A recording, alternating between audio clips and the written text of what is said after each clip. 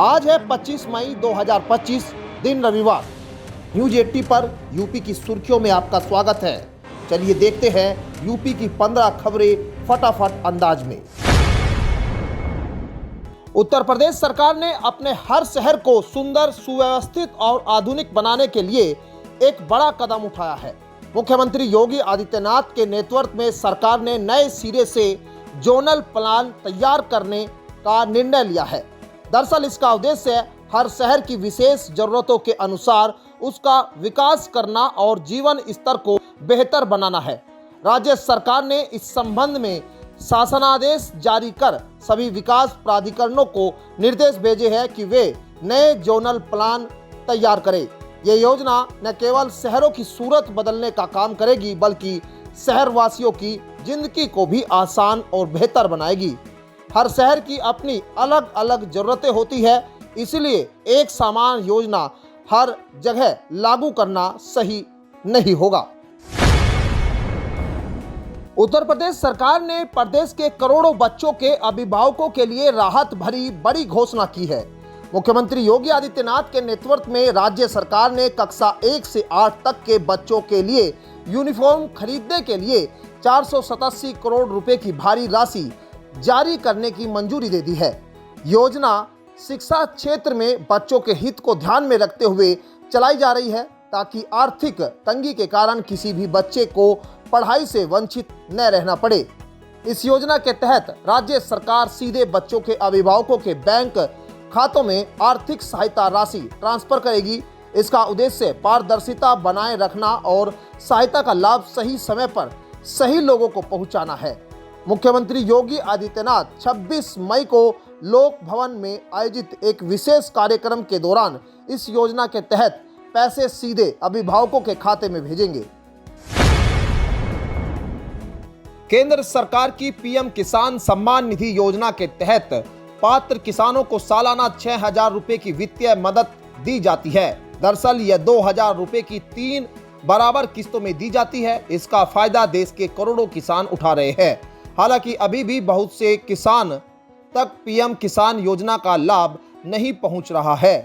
अब सरकार सभी पात्र किसानों तक योजना का फायदा पहुंचाने के लिए खास अभियान शुरू की है। पीएम किसान सम्मान निधि योजना का उद्देश्य छोटे और सीमांत किसानों को आर्थिक मदद देना, ताकि वे अपने कृषि कार्यों को बेहतर तरीके से कर सके और वित्तीय संकट से बच सके। इस योजना के अंतर्गत किसानों को बिना किसी ब्याज के सीधे उनकी बैंक खातों में राशि ट्रांसफर की जाती है। बता दें कि इससे फर्जीवाड़े की संभावना कम होती है और सहायता सीधे लाभार्थी तक पहुंचती है। पिछले कुछ वर्षों में बकरी पालन ने केवल ग्रामीण जीवन का हिस्सा बनने के बजाय एक सफल व्यवसाय का रूप ले लिया है।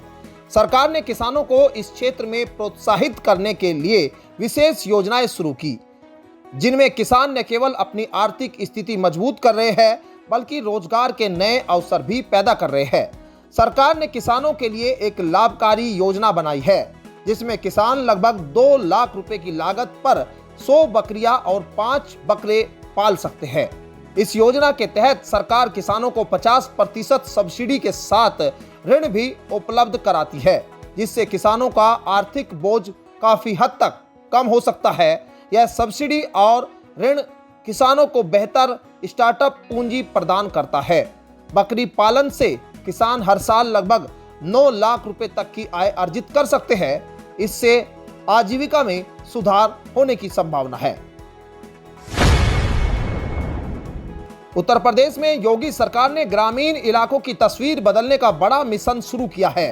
गंदगी और कूड़े के अंबार को खत्म कर गांव को साफ सुथरा, सुंदर और सशक्त बनाने के लिए कई बड़े कदम उठाए गए हैं।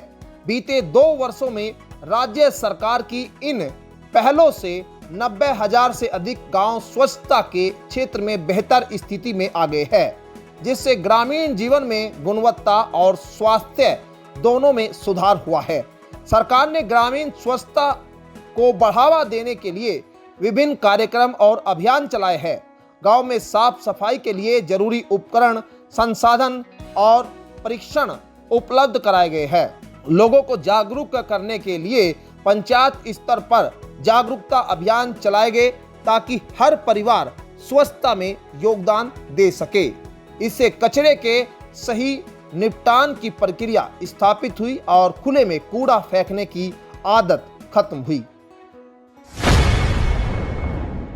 यूपी में एक महत्वाकांक्षी प्रोजेक्ट के रूप में प्रस्तावित शामली गोरखपुर ग्रीनफील्ड एक्सप्रेसवे का निर्माण कार्य जल्द ही शुरू होने वाला है।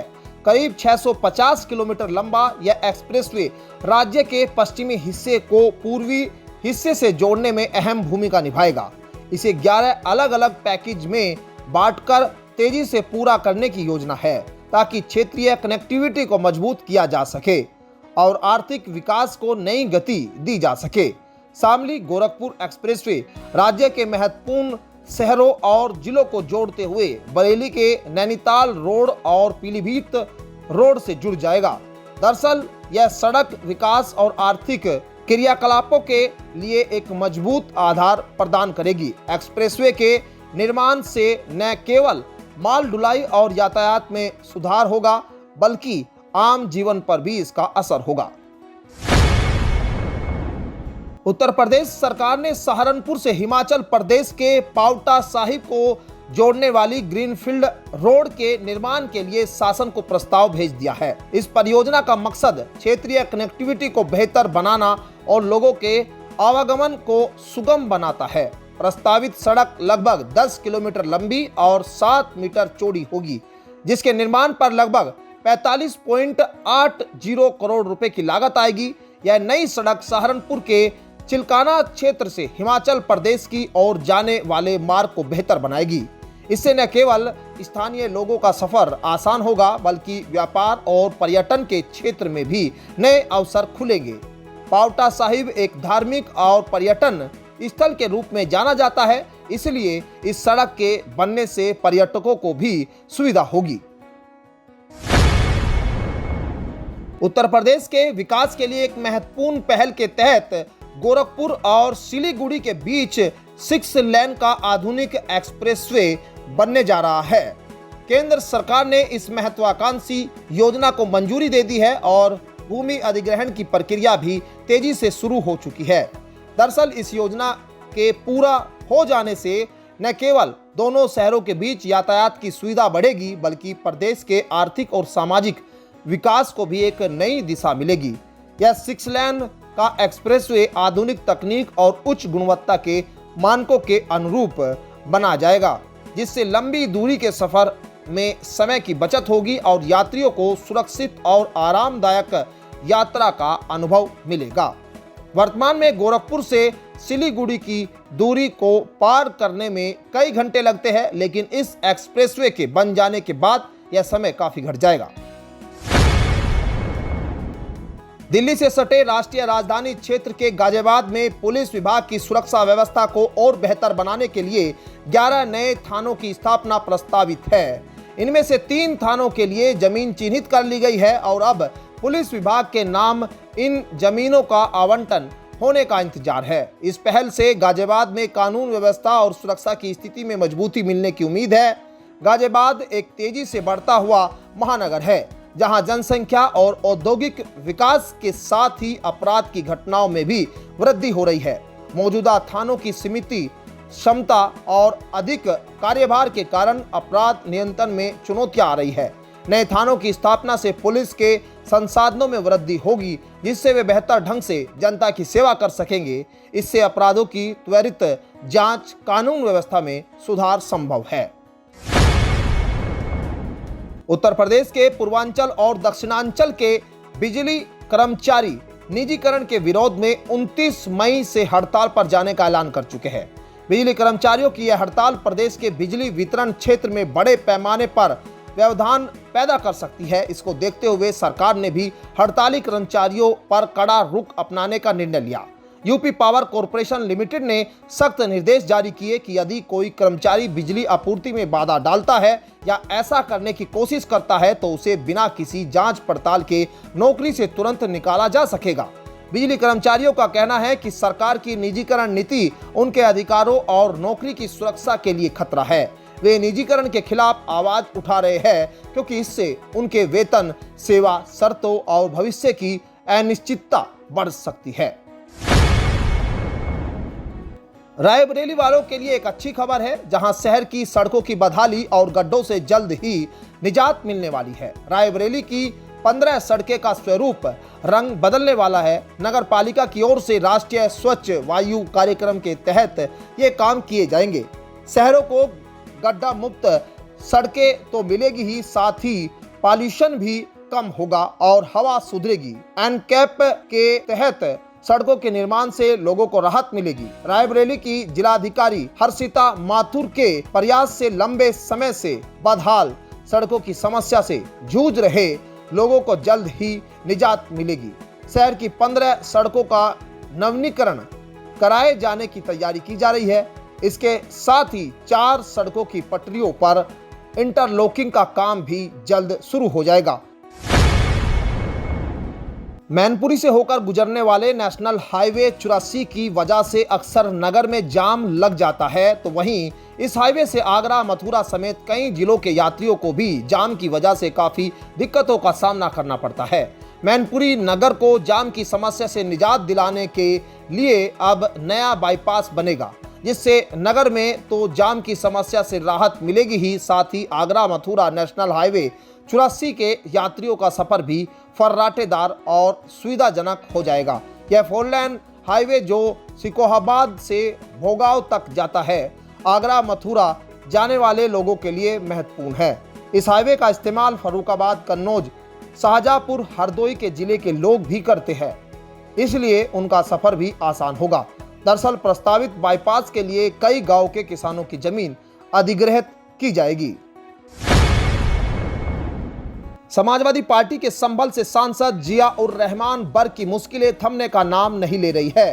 पहले संभल में दंगा भड़काने के आरोप में उन पर जांच चल रही थी, वहीं अब बिजली विभाग ने उनके खिलाफ एक और बड़ी कार्रवाई की है। बिजली चोरी के आरोप में सांसद के घर पर छापेमारी के बाद कुल 1.91 करोड़ रुपए का जुर्माना लगाया गया है। इस जुर्माने के बाद उनके ऊपर सियासी और कानूनी दबाव और बढ़ गया। बिजली विभाग की जांच में सांसद के आवास पर बिजली चोरी की पुष्टि हुई। विभाग ने इस मामले को गंभीरता से लिया और संबंधित कार्रवाई करते हुए भारी जुर्माने की राशि लगाई। विभाग के अधिकारियों ने बताया कि यह जुर्माना बिजली चोरी के मापदंडों और अवधि के आधार पर लगाया गया है। यूपी में विधानसभा चुनाव 2027 में है, लेकिन राजनेताओं की बयानबाजी अभी से ही तेज हो गई है।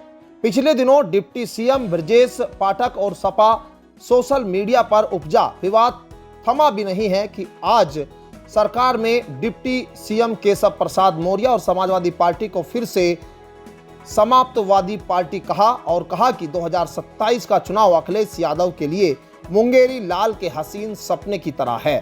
केशव प्रसाद मौर्य वाराणसी में पत्रकारों से बातचीत कर रहे थे, जहां उन्होंने राहुल गांधी पर टिप्पणी करते हुए उन्हें पाकिस्तान का प्रवक्ता बता दिया। वाराणसी पहुंचे डिप्टी सीएम केशव प्रसाद मौर्य ने राहुल गांधी के विदेश नीति पर सवाल उठाने पर कहा कि राहुल गांधी पाकिस्तान के प्रवक्ता से ज्यादा बोलते हैं। कांग्रेस भारत की सेना को कमजोर साबित करना चाह रही है, साथ ही अखिलेश यादव पर भी टिप्पणी करने से नहीं चूके। उत्तर प्रदेश में मौसम का मिजाज बदलने से तापमान में भी उतार चढ़ाव का सिलसिला जारी है। लखनऊ समेत कई जिलों में दिन के समय धूप निकल रही है, जबकि रात में हवा चलने से मौसम सुहाना हो जा रहा है। मौसम विभाग की माने तो अगले 24 घंटे में अधिकतम तापमान बढ़ सकता है, जबकि न्यूनतम तापमान में कोई बदलाव नहीं होने की संभावना है। प्रदेश में 29 मई तक बारिश का सिलसिला जारी रह सकता है। मौसम विभाग के अनुसार प्रदेश के दोनों हिस्सों में कहीं कहीं बादल गरजने व बिजली चमकने के साथ ही 30 से 40 किलोमीटर प्रति घंटा की रफ्तार से झोंकेदार हवा चल सकती है। लखनऊ, बाराबंकी, रायबरेली, अमेठी, सुल्तानपुर, अयोध्या, अंबेडकर, मेरठ, सहारनपुर, शामली, मुजफ्फरनगर, बागपत और हापुड़ में बादल गरजने व बिजली चमकने के साथ ही झोंकेदार हवा चल सकती है। तो ये थी आज की 15 फटाफट खबरें। अगर आपको वीडियो पसंद आया तो वीडियो को लाइक, शेयर व कमेंट जरूर करें। धन्यवाद।